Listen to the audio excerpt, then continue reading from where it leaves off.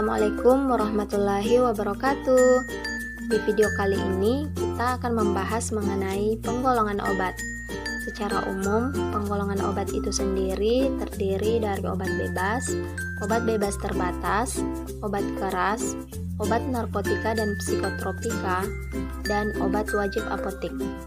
Langsung saja kita akan membahas masing-masing dari penggolongan obat tersebut. Yang pertama, obat bebas. Obat bebas adalah obat yang dijual bebas di pasaran dan dapat dibeli tanpa resep dokter. Obat yang tergolong dalam kategori bebas adalah obat yang memiliki efek samping rendah serta kandungan bahan-bahan yang relatif aman. Obat bebas ditandai dengan logo bulatan berwarna hijau dengan garis tepi berwarna hitam. Contoh obat bebas yaitu ada paracetamol, aspirin, vitamin, dan lain-lain. Yang kedua adalah obat bebas terbatas. Obat bebas terbatas memiliki kesamaan dengan obat bebas, karena keduanya dijual bebas di pasaran. Namun, obat bebas terbatas termasuk obat yang lebih keras ketimbang obat bebas, dan obat bebas terbatas juga bisa dikonsumsi tanpa resep dokter. Obat bebas terbatas ditandai dengan logo bulatan berwarna biru dengan garis tepi berwarna hitam, serta terdapat tanda peringatan.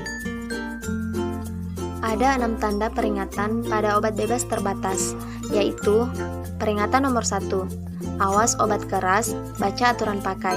Contoh obatnya adalah Paramex.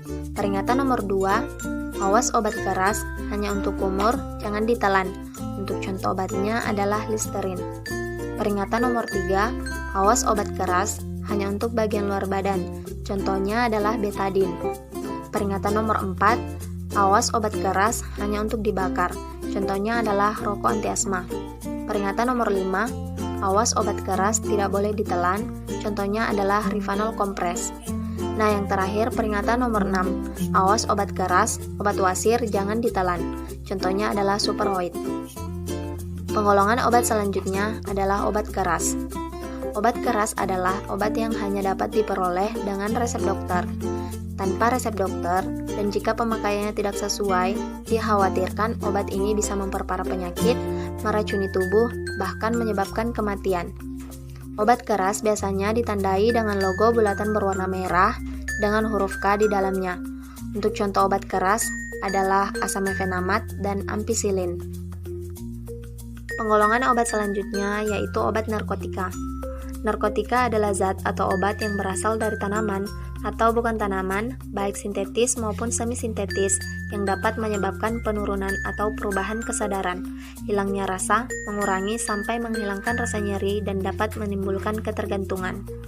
Narkotika terbagi dalam 3 golongan, yaitu golongan pertama, jenis narkotika ini tidak digunakan dalam terapi, tetapi hanya untuk ilmu pengetahuan, dan memiliki potensi ketergantungan yang tinggi. Untuk contohnya adalah tanaman opium, koka, dan ganja. Untuk golongan kedua jenis ini dapat digunakan dalam terapi dan ilmu pengetahuan.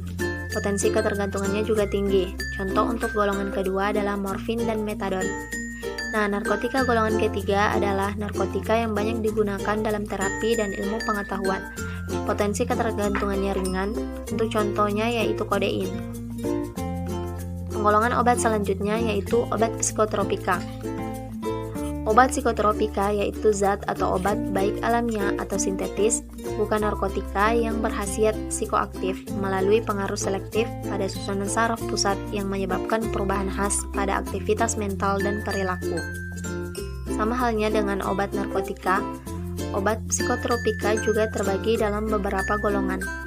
Golongan pertama, jenis ini tidak digunakan dalam terapi, tetapi hanya untuk ilmu pengetahuan. Untuk ketergantungannya adalah tinggi, contohnya yaitu LSD.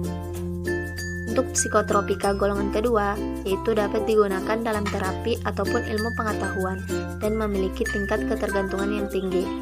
Contoh jenis ini adalah amfetamin dan metamfetamin.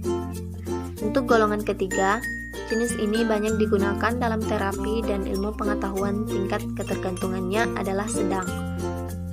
Nah, untuk psikotropika golongan yang terakhir adalah golongan keempat. Jenis ini sangat luas digunakan dalam terapi dan ilmu pengetahuan. serta tingkat ketergantungannya adalah rendah. Contohnya adalah diazepam. Nah, untuk penggolongan obat yang terakhir, yaitu obat wajib apotik. Obat wajib apotik adalah obat keras yang dapat diberikan oleh apoteker, pengelola apotik, kepada pasien tanpa resep dokter. Seorang apoteker memiliki wewenang untuk merekomendasikan obat tersebut tanpa pasien harus ke dokter terlebih dahulu atau membawa resep dokter terlebih dahulu. Obat wajib apotik ini tujuannya adalah untuk memperluas keterjangkauan obat untuk masyarakat, maka obat-obat yang digolongkan dalam obat wajib apotik adalah obat yang diperoleh bagi kebanyakan penyakit yang diderita pasien. Contoh obatnya yaitu asam mefenamat, ibuprofen, CTM, dan lain-lain. Oke guys, itu tadi penjelasan mengenai penggolongan obat. Semoga sekarang kalian sudah mengenali masing-masing golongannya ya. Terima kasih sudah menonton video ini. Sampai jumpa di video Nadia selanjutnya. Wassalamualaikum, bye-bye.